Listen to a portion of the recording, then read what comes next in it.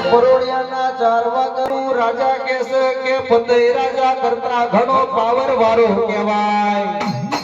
ફતેહ રાજા ન તો કશું પાવર નતો, એનાથી 4 ગણો પાવર કેસે કે મનુ રાજા ન હતો માં.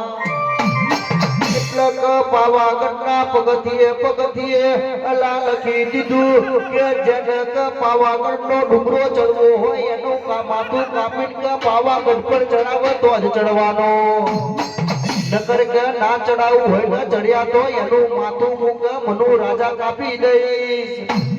તારા કે પારા રાજા વીર વિક્રમ એનું માથું કાપેલું મારી કારકાય આવજે હાજરાયો.